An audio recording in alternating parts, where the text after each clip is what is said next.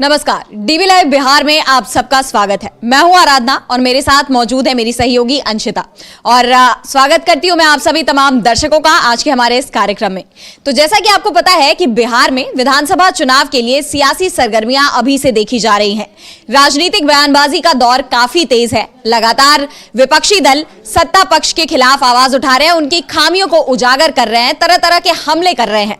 तो इस तरह से तेजस्वी यादव लगातार सुर्खियों में बने हुए हैं। जिस तरह से वो एनडीए सरकार पर हमलावर है, एनडीए सरकार की नीतियों से लेकर नीतीश कुमार की प्रगति यात्रा से लेकर बिहार की प्रशासनिक व्यवस्था पर लगातार वो सवाल उठाते दिखाई दे रहे हैं। इसी कड़ी में एक बार फिर उन्होंने बिहार की एनडीए सरकार पर निशाना साधा है। लेकिन इस बार अगर हम कहें तो उनका निशाना नीतीश कुमार पर नहीं था, बल्कि बिहार में सरकारी अधिकारियों को लेकर उन्होंने बहुत ही बड़ा बयान दिया है। उन्होंने गंभीर आरोप लगाया है एनडीए सरकार पर कि किस तरह से बिहार में प्रशासनिक अराजकता फैली हुई है। इसके पीछे क्या वजह है और कैसे बिहार सरकार प्रशासन में चूक खा रही है। तो क्या कुछ कहा है तेजस्वी यादव ने, सबसे पहले हम आपको वो सुनवाते हैं। फॉर्चुनेट चीज हो रहा है, आश्चर्य वाली चीजें हो रही है। 2018 के बाद से आप देखिए बिहार में सबसे बड़े पद जो है डीजीपी का हो, मुख्य सचिव का हो, अब केवल ऑर्नामेंटल ही रह गया है। एक होता ना स्टेज पे भी सजा करके रखने का, हम हैं, अब वो भी नहीं रह गया।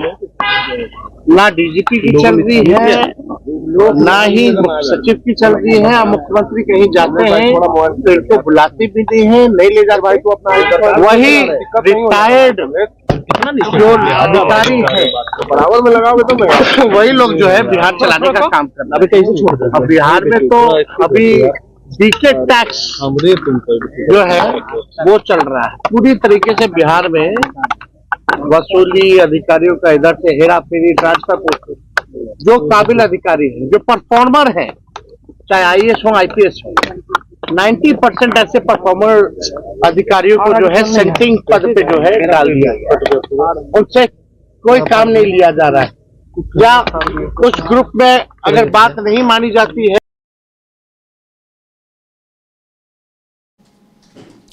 तो आपने देखा कि कैसे तेजस्वी यादव ने यह कहा कि खाली रिटायर्ड अधिकारी सरकार को चला रहे हैं। उन्होंने पूरे बिहार में प्रशासनिक अराजकता का जिक्र किया है। इसके साथ ही उन्होंने एक और शब्द पे बात की है। उन्होंने कहा डीके टैक्स वसूली गैंग की तरह डीके टैक्स वसूली गैंग से बिहार त्रस्त है। ये जो उनका बयान है, ये बहुत ही बड़ा बयान है। उन्होंने एक अलग ही आरोप लगा दिया है बिहार सरकार पर। अभी तक ये शब्द सामने नहीं आया था अंशिता, और इसके कई सियासी मायने भी निकाले जा रहे हैं। तो आखिर क्या कहना चाह रहे तेजस्वी यादव, इस डीके टैक्स से क्या मतलब है उनका? इससे जुड़ी क्या जानकारी आपके पास?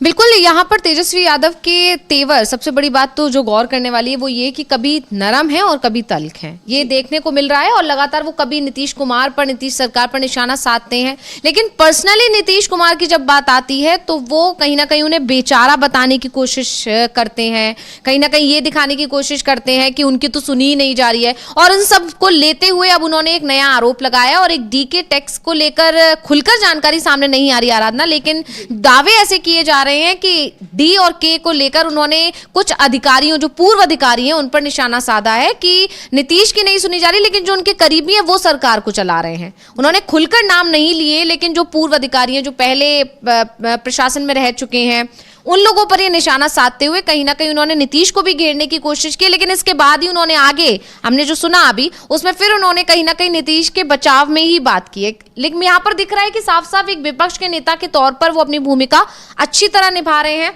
वो मैसेज भी दे रहे हैं कि क्यों अगर नीतीश कुमार इधर नहीं आते हैं तो भी एक, मतलब एक तरह से कहीं दोहरी रणनीति भी कह सकते हैं या सेफ गेम भी कह सकते हैं कि नीतीश के साथ अगर कल को उनको चुनावी मैदान में उतरना पड़ता है तो भी उनके लिए जनता उन पर एकदम से हमलावर ना हो जाए कि कल तक तो आप इनको लेकर तरह तरह के दावे किया करते थे, इन पर निशाना साधते थे, और आज आप इनके साथ हाथों में हाथ मिलाकर जो है चुनावी मैदान में उतरे हुए हैं। यानी कल तक आप जिन पर आरोप लगा रहे थे, आज आप उन्हीं के साथ हैं। जी, तो इस तरह के आरोप ना लगे, इसलिए बचते बचाते तेजस्वी यादव कहीं ना कहीं नीतीश कुमार को घेर भी रहे हैं। वहीं दूसरी तरफ अगर आज वो विपक्ष की भूमिका है, कल को नीतीश कुमार उनके साथ नहीं आते हैं तो वो इतना भी बचाव नहीं कर सकते नीतीश का कि उसके लिए भी जनता उन पर हमलावर हो जाए कि वो अब आपके साथ नहीं रहे तो आज आप उनके खिलाफ बोल रहे हैं। तो ये सारी चीजें यहाँ पर नीतीश कुमार को लेकर लालू यादव की तरफ से या तेजस्वी यादव की तरफ से बहुत ही अच्छी भी कह सकते हैं, क्योंकि राजनीति में ये सारी चीजें मायने रखती हैं कि कितना अच्छे तरीके से, कितनी सूझबूझ के साथ प्लानिंग की जा रही है, और उसी प्लानिंग का हिस्सा ही दिखाई दे रहा है। क्योंकि लालू प्रसाद यादव एक बार कहकर वो अपनी बात पर उन्होंने चुप्पी साध ली है। अब वो कुछ भी नहीं कह रहे हैं। जब से उन्होंने ये बोला है कि हमारे दरवाजे हमेशा के लिए खुले हुए हैं, और जो दरवाजे हमने खोल दिए उसी तरह नीतीश कुमार भी अब अपने दरवाजे खोल दें, और पुरानी बातों को भुलाकर हमें एक साथ काम कर लेना चाहिए, ये बयान देकर अब लालू यादव कुछ भी नहीं बोल रहे हैं। ये बड़ी बात है। लेकिन नीतीश कुमार को लेकर तेजस्वी यादव की जो टिप्पणियां हैं वो लगातार आ रही हैं। आप देखिए, एक दिन वो कोई ट्वीट करते हैं, उसमें प्रगति यात्रा को दुर्गति यात्रा बताते हैं। बाकायदा जो पुल ढहे हैं पिछले कुछ महीनों में, एक दिन में 5 पुल ढहने की भी खबरें आई थी, तो वो सारी चीजों को घेरते हैं उन पर कि कितना पैसा बर्बाद कर दिया पुल बनाने में नीतीश सरकार ने, कैसे बर्बादी की है। वहीं उसके अगले दिन ही बयान जारी करते हैं कि एक बाकायदा वीडियो आया था जिसमें वो नीतीश कुमार की तरफदारी लेते समझ में आते हैं। उसमें कहते हैं कि नीतीश कुमार के हाथ में कुछ भी नहीं है, और अभी फिर वही उन्होंने किया है। तो ये अपने आप में बताता है कि लालू यादव ने उनको कहीं ना कहीं समझा रखा है कि मैंने अपना काम कर दिया है, मैंने ऐलान कर दिया है कि जब चाहे वो आ सकते हैं। लेकिन उसके बाद नीतीश कुमार को कितना कंट्रोल में लाकर या कितना दबाव बनाकर उन्हें रखना है कि वो हम पर हावी होने की कोशिश ना करें, इसकी पूरी रणनीति लालू यादव ने बना ली है, और निर्देश तेजस्वी यादव को दे दिए कि आगे का काम अब तुम्हारा है कि बार्गेनिंग पावर कैसे तुम्हें अपने हाथ में रखनी है। आराधना जी बिल्कुल, यानी हम देखें तो आरजेडी की नीति रणनीति के आगे बीजेपी भी कंफ्यूजन में आ गई है कि आखिरकार नीतीश का अगला स्टेप क्या होगा, उनका फैसला क्या होगा। क्योंकि जिस तरह से नीतीश कुमार को लेकर आरजेडी के कभी रुख नरम दिखते हैं, कभी रुख तीखे दिखाई देते हैं, और जिस तरह से नीतीश कुमार बचाव तो करते हैं कि अब वो कहीं नहीं जाएंगे, लेकिन उनके तेवर कुछ और ही बयान कर रहे हैं। यानी एक तरफ वो कहते हैं कि अब हम कहीं नहीं जाएंगे, और दूसरी तरफ उनकी जो नाराजगी है बीजेपी से वो लगातार बनी हुई है। उनके एक्शंस कुछ और ही कहते हैं, भले उनके शब्द कुछ और हों।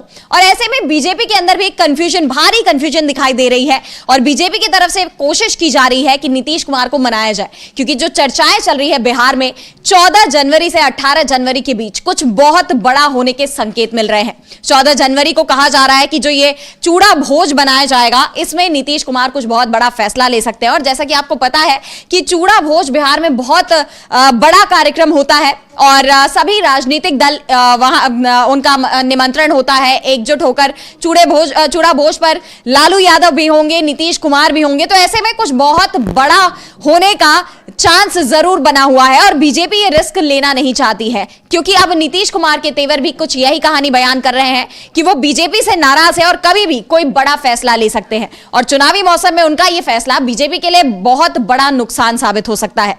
ऐसे में बीजेपी की तरफ से भी लगातार कोशिश की जा रही है नीतीश कुमार को मनाने की। अमित शाह पटना दौरे के लिए, उनका पटना दौरा भी तय किया गया था, हालांकि वो नहीं आए। अब इसके पीछे ये डर था कि नीतीश कुमार नहीं मानेंगे अगर उन्होंने मुलाकात से भी इनकार कर दिया अमित शाह से। तो ऐसे में अमित शाह क्या जवाब देंगे हाईकमान को, इस डर से नहीं आए, या फिर उनका ये दौरा क्यों रद्द हुआ, इसके पीछे तरह तरह के मायने निकाले गए। और देखा जाए तो बीजेपी की एक कोशिश भले फेल हो गई, लेकिन नीतीश को मनाने की उसकी कोशिशें लगातार जारी है। अब सहयोगी दलों के बयान सामने आ रहे हैं। इसी कड़ी में अब चिराग पासवान का बयान सामने आया है। उन्होंने कहा है कि इस बार के चुनाव के बाद भी नीतीश कुमार ही मुख्यमंत्री बनेंगे। तो चिराग का ये बयान, क्या वो बीजेपी पर दबाव बना रहे हैं या बीजेपी के दबाव में वो ये बयान दे रहे हैं? सवाल ये है अंशिता, इस पर आप क्या कहेंगी?